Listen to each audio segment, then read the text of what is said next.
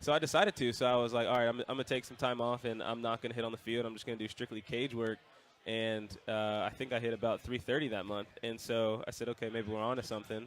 And ended up doing it the next month, and it kind of led into the big leagues. And being able to tell your hitting coach you're not hitting on the field, he's like, "Are you okay? Are you sick?" Like, So you get some crap from your teammates at first, but it's everybody's different, and being able to simplify my swing in the cage is everything for me. That's good stuff, and I think this day and age with the data that they have, they actually might encourage it to not hit on the field just because of the health reasons and stuff like that, trying to unload. Now, getting on the other side with the glove, you do a lot of work in the cage.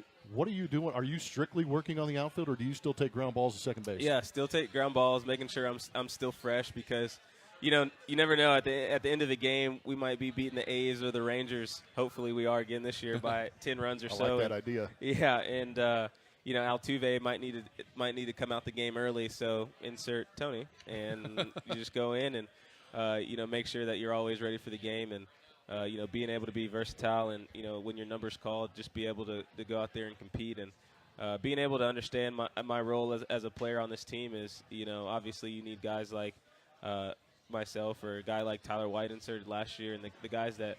The role players, the guys that, the starters aren't in the game and the game doesn't miss a beat from the offense or the defense. So hopefully we can keep things moving smoothly this year too.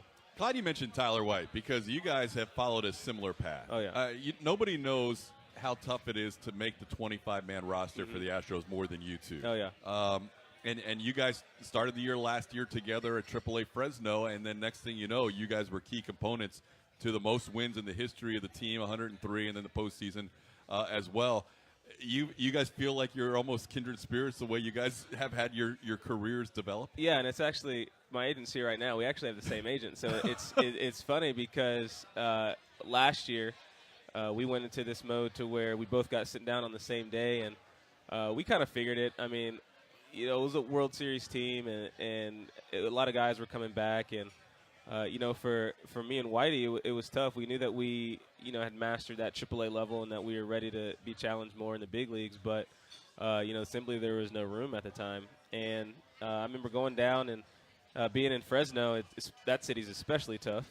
and no, we can be honest about yeah, that. That is true. Having been from California, I know Fresno's real tough. It took some years off our lives, I think, we always say. But, we had that mindset of if I have one hit, he wants two hits. And that was kind of our competitive friendship that we had. And I think that was good because sometimes you go down to AAA and you can get into this lull of, I'm not going to go to the cage today, or, I don't need to do extra work. And it's really easy. It's really easy to do that. I didn't get that once I was in AAA at 22. I didn't understand that. But now being 27, I understand that guys that go up and down and guys that, their work ethic kind of goes by the wayside. So I think me and him being able to bat things off each other was good.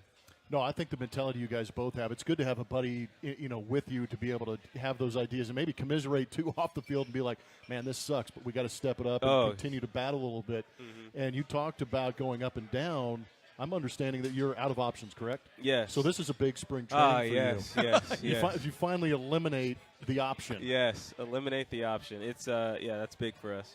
Why is that big? Explain that to everybody at home. Well, so when you have options, a player has three options for their entire career, and once a team uses up those options, the player kind of has a little bit of leeway, a little bit of a backbone, and they can send a player up and down as many times as they want to in a calendar year, and that still counts as one option. So the last 3 years, burn those three options, and now it's either I'm on the team, or the team has to either take me off their 40-man and put me on waivers or trade me. So hopefully they plan to keep me. Yeah, I hope so too. And I think, but that's what's been great about the last 3 years is you have come in with the mentality. I remember we were on Caravan about 2 years ago. Yep. And you're like, I'm upset. I plan on being on the team. I remember. And you didn't make the team out of spring training. And like TK was saying, and a lot of people don't understand this, there's 38 to 40 guys on a roster. It literally takes all those guys to go out there and win. It does. And you ended up getting 295 at-bats, I think, last year. Mm-hmm. And you hit 6 home runs? Yeah. What explained the 6 home run uptick, man? Yeah. A little pop. I think So it's actually funny because they brought me in the meeting at the beginning of spring training, and they're like, "We want you to hit for more power." I'm like, "What?" Like that is not.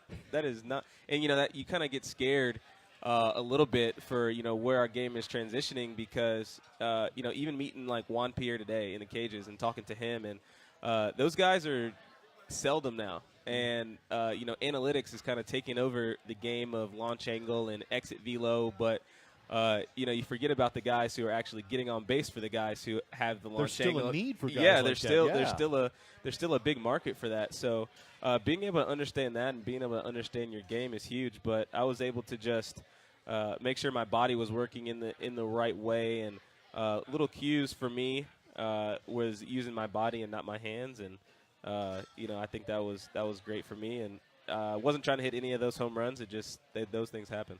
Tony Kemp, our guest on Astro Line. We're going to take our first break. When we come back, we'll have more from Tony, including a little home run celebration with his buddy Tyler White that almost cost Justin Verlin. We'll talk more with Tony about that. We are broadcasting live from Duffy Sports Grill in downtown West Palm Beach. We'll be right back on the Houston Astros Radio Network.